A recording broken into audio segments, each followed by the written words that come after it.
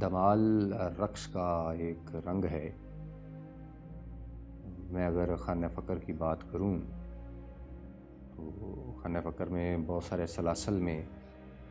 اس کی گنجائش موجود ہے۔ جب تک کسی چیز کی علت اور غایت کا اظہار نہ کیا جائے، کسی بھی چیز کے متعلق یا اس کا استعمال جب تک سامنے صحیح صورت میں اس کے استعمال کا مفہوم نہ آئے، تو یہ کسی بھی چیز کے متعلق یہ فیصلہ کرنا کہ وہ غلط ہے یا صحیح ہے امیجیٹلی یہ نامناسب رہے گا۔ جس طرح میں چھوٹی سی مثال دیتا ہوں، گن جو بندوق ہوتی ہے جب بنائی گئی ہے تو بیسیکلی سرحدوں کی حفاظت کے لیے بنائی گئی ہے۔ اسے جب بنایا گیا تھا تو ایک خیر کی بنیاد پر بنایا گیا تھا۔ اب کوئی اس بندوق کو یا پستول کو پکڑ کے راہزنی شروع کر دیتا ہے تو اس نے اس چیز کا استعمال غلط کیا ہے۔ اس غلط استعمال کی بنیاد پر اسے غلط قرار دیا جائے گا۔ کوئی بھی عمل جب سرزد ہو رہا ہوتا ہے تو اس کا جو غایت ہے اس سے واقف ہونا بڑا ضروری ہے۔ اس حوالے سے بروئے احادیث بہت ساری احادیث بھی پیش کی جاتی ہیں کہ رقص کی ممانعت کی ہے۔ حضور صلی اللہ علیہ وآلہ وسلم نے، ائمہ معصومین نے منع فرمایا ہے اس سے۔ میری ایک بات یاد رکھیں، جب تک آپ کا جو رقص ہے اس کی جو غایت سامنے اگر نہیں آئے گی، مجموعی طور پر تو یہ کنسیپٹ موجود ہے کہ یہ حرام، یہ ایسا نہیں ہونا چاہیے، لیکن خانہ فقر میں جو اصطلاحات استعمال کی جاتی ہیں یہ بڑی ذومعنی ہوتی ہیں۔ ہمیں دیکھنا پڑتا ہے کہ یہ کس حوالے سے ان کو استعمال کیا گیا ہے، اس کا مقصد کیا ہے، اس کی غایت کیا ہے، کس وجہ سے اس کو استعمال کیا گیا۔ اگر وہ استعمال اس کا درست ہے تو پھر اسے روا قرار دیا جائے گا۔ اس طرح میں بابا وارث شاہ علیہ رحمت کی بات کر لیتا ہوں کہ آپ اگر فقرہ استعمال کرتے ہیں کہ رانجھا رانجھا کر دی نیم میں آپے رانجھا ہوئی، اکھو نیم نتی دو رانجھا ہیر نہ اکھو کوئی، یہاں وہ رانجھے سے مراد اپنے مرشد کو لیتے ہیں کہ رانجھا رانجھا کر دی نیم میں آپے ہی رانجھا ہوئی، کہ میں اپنے مرشد کا نام اس قدر لیتا ہوں، اسے یاد اس قدر کرتا ہوں کہ اب میری ذات بھی مرشد کی ذات میں ضم ہو گئی ہے، مجھے اس کے علاوہ اور کچھ نہیں سوچتا ہے۔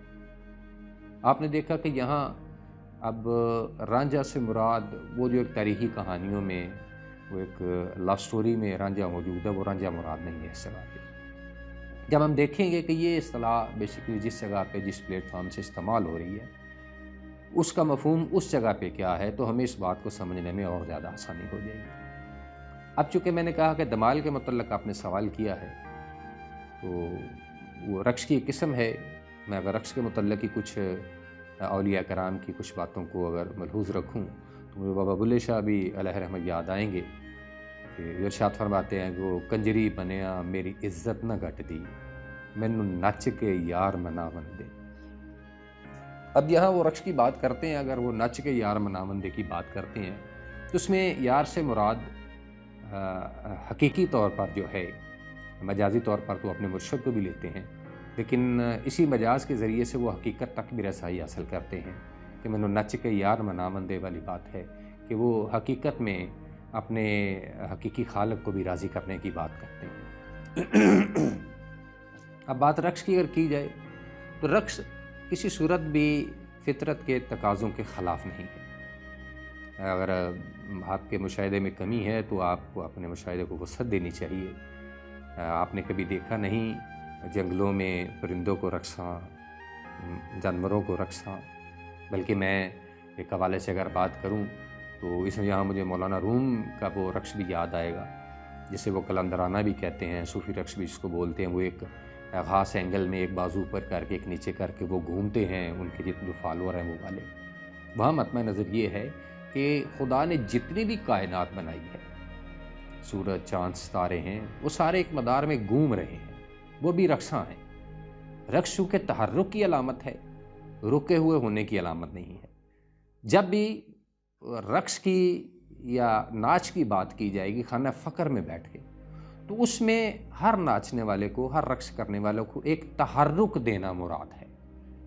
کہ تم ساکت نہ رہو، مینوں نچ کے یار مناو لیندے سے مراد۔ اب اس میں صرف نچنے سے مراد وہ ناچ گانا ہی نہیں ہے سمپل، بلکہ اس میں اپنے جسم کو تحرک دینا مقصود ہے کہ تم کچھ کرو، کچھ کر کچھ ایفرٹ کرو، اس ایفرٹ کرنے کے بعد تم اس کی رضا کا جو طلبگار ہو سکتے ہو۔ یہ پہلو اس کے اندر موجود ہے، اور مولانا روم نے بھی بالکل اسی طرح انہوں نے دیکھا کہ جیسے وہ ایک پہلو میں گھومتے ہیں کہ جی زمین کا مدار اس طرف ہے تو ہم بھی اسی طرح ادھر گھومنا شروع کر دیں، جیسے کہ وہ پوری کائنات کے ساتھ اپنے آپ کو یکجا کر کے ایک رقص کی صورت میں سامنے لے آتے ہیں۔ میں یہاں ایک اور ایسا کہ لال شاہ باز قلندر کی کیونکہ دمال کی بات ہے، مجھے آپ کا بھی ایک شعر بڑا خوبصورت یاد آ رہا ہے کہ آپ ارشاد فرماتے ہیں کہ ز عشق دوست ہر ساتھ درون نار می رقصم، گہے در خاک می غلطم، گہے برخار می رقصم۔ ز عشق دوست، اب یہاں دوست سے مراد وہ خالق حقیقی ہے، وہ مرشد مجاز بھی اگر بات کر لیجیے، اس میں دونوں پہلو اس کے اندر موجود ہیں کہ ز عشق دوست ہر ساتھ درون نار می رقصم، کہ میرے جو دوست ہے،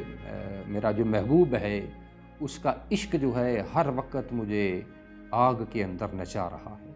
اب آگ کے اندر نچانے سے مراد اس کا مفہوم یہی ٹھہرے کہ آگ کے اندر نچانے کا مراد نہیں ہے کہ وہ آگ کے اندر ناچ رہے ہیں، یعنی وہ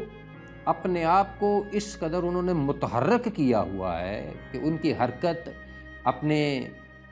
دوست کے لیے، اپنے حقیقی مالک کے لیے اس قدر زیادہ ہے کہ وہ اس قدر متحرک ہیں کہ ان کے جسم کی حرارت بڑھتی ہے اس کے ساتھ۔ ز عشق دوست ہر ساتھ درون نار می رقصم، وہ مجھے آگ کے اندر رقصاں کیے ہوا ہے، مسلسل میں ایسی تپش کے اندر موجود ہوں۔ گہے در خاک می غلطم، وہ میں اتنی وارفتگی میں آ جاتا ہوں کہ جب میں بالکل اس کی طرف مائل ہوتا ہوں تو مجھے سمجھ نہیں آتی، میں کبھی خاک کے اندر اپنے آپ کو غلطاں دیکھتا ہوں۔ گہے برخار می رقصم، کبھی میں اپنے آپ کو کانٹوں کے اوپر رقصاں دیکھتا ہوں، میں ناچتا ہوں۔ یہ منزل آسان نہیں، یہ مشکل منازل کی بات کی جا رہی ہے کہ یہ کیفیات اس میں جب آپ اپنے دوست کا، اپنے محبوب کا جو قرب حاصل کرنے کے لیے کرتے ہیں کہ ایسی کیفیات میں سے آپ کو گزرنا پڑتا ہے۔ اب رقص سے مراد، کیونکہ یہاں میں نے اس کا مفہوم جو اور طریقے سے لے رہا ہوں، لیکن اس کی ظاہری کیفیت میں جب وارفتگی ان کے اوپر ہوتی ہے نا، تو وہ اپنی کیفیت سے باہر ہوتے ہوئے ان کی جسم کی جو حرکات و سکنات ہیں، جب اپنے محبوب کے حضور وہ پیش ہوتے ہیں تو وہ ان کے اختیار میں نہیں رہتی۔ وہ وجود کی کیفیت میں ان کا گھومنا، وہ پاؤں کو اٹھانا، وہ ہاتھ کو بلند کرنا، وہ ہر صورت میں کسی نہ کسی اپنے حقیقی محبوب کا مصداق ٹھہرنے کے لیے، اسے پانے کے لیے وہ جو کچھ تگ و دو کوئی کر سکتا ہے اس میں کرتا ہے ڈیفینیٹلی۔ مجھے یہاں حضرت امیر خسرو علیہ رحمت کا بھی ایک شعر یاد آ رہا ہے۔ اچھا، اس میں شاید اس شعر سے آپ کو بات اور زیادہ واضح ہو جائے گی کہ جو جس رقص کی نفی کی جاتی ہے اس رقص میں اور اس رقص میں فرق کیا ہے۔ ویسے کہ وہ ارشاد فرماتے ہیں کہ نمی دانم چه منزل بود شب جائے کہ من بودم، بہر سو رقص بسمل بود شب جائے کہ من بودم۔ نمی دانم چه منزل بود، میں نہیں جانتا کہ وہ کون سی منزل تھی، شب جائے کہ من بودم، کہ کل رات میں جس منزل پر موجود تھا، بہر سو رقص بسمل بود، میں کیا دیکھتا ہوں کہ ہر طرف رقص بسمل چل رہا ہے۔ رقص بسمل کیا ہے؟ بسمل مخفف استعمال ہوتا ہے، بسمل جو تکبیر جب کسی چیز کو ذبح کرنے کے لیے جانور کو بولی جاتے ہیں، بسم اللہ اللہ اکبر، اس کا یہ مخفف ہے بسمل جو ہے۔ رقص بسمل سے مراد اس کے یہ ہوگی کہ وہاں اللہ کے ذکر کے ساتھ مسلسل جو ہے آوازیں موجود تھیں، اسے رقص بسمل کہا جاتا ہے۔ اس لیے اس کا جو معنی ہے وہ وارفتگی کے ساتھ، عاشق کے لیے بھی لفظ استعمال ہوتا ہے، بے قرار کے لیے لفظ بھی یہ بسمل استعمال ہوتا ہے۔ رقص بسمل کہ میں یعنی ابھی اس کیفیت کا اظہار کیا جائے تو باہر سو رقص بسمل بود، ہر طرف اس اضطرار کی حالت کا، وہ بے چینی کا رقص سارے گھوم کے کر رہے ہیں، شب جائے کہ من بودم، کے آخری رات اس جگہ پر میں موجود تھا۔ وہ رقص جس کی نفی کی جاتی ہے، وہ رقص وہ ہے جو آپ کو آپ کے حقیقی محبوب سے دور کرتا ہے، اس کے ذکر سے غافل کرتا ہے۔ لیکن یہ رقص بسمل جو ہوتا ہے، تمام سلاسل میں اس کی گنجائش موجود ہے۔ مطلب آپ کا کہنا ہے کہ یہ جتنے بھی اولیاء کرام میں جن کی بات کر رہا ہوں، کوئی علمی تبحر ان کا جو ہے وہ کم تھا کسی صورت بھی، وہ بہت زیادہ علمی لوگ تھے یہ والے بھی، عرفان کی بہت بڑی سٹیجوں پر فائز تھے یہ لوگ جن کی میں بات کروں گا، جو اپنی زبانوں سے رقص کا ذکر کر رہے ہیں۔ یہ رقص بسمل وہ ہے کہ رقص کی یہ قسم جو ہے یہ آپ کو محبوب سے غافل نہیں کرتی، بلکہ آپ کو محبوب کے مزید قریب کرتی ہے۔ آپ طریقت لال شاہ باز قلندر ہو، امیر خسرو ہوں، مولانا روم ہوں، بابا بلے شاہ ہوں، کوئی بھی ہو، جب کوئی بھی آپ کو کسی سلسلے میں بھی روحانی سلسلے میں کھڑا رقص کی کسی کیفیت کو بھی کرتے ہوئے دکھائی دے گا، اسے خواہ دمال کہیں، اسے قلندرانہ کہیں، اسے رقص بسمل کہیں، اصطلاح اس کے لیے آپ جو مرضی استعمال کر لیں، وہ ساری کی ساری اصطلاحات اس لیے ہیں کہ وہ جو بھی دمال ڈالنے والا ہے وہ اپنے آپ کو جب اپنے محبوب کے قریب محسوس کرتا ہے تو ایک ایسی کیفیت اس پر طاری ہوتی ہے، ایک استقرار کی، کہ وہ اس کیفیت میں پھر اپنے جسم کو تحرک دینا شروع کر دیتا ہے، اور یہی اصل میں دمال ہے۔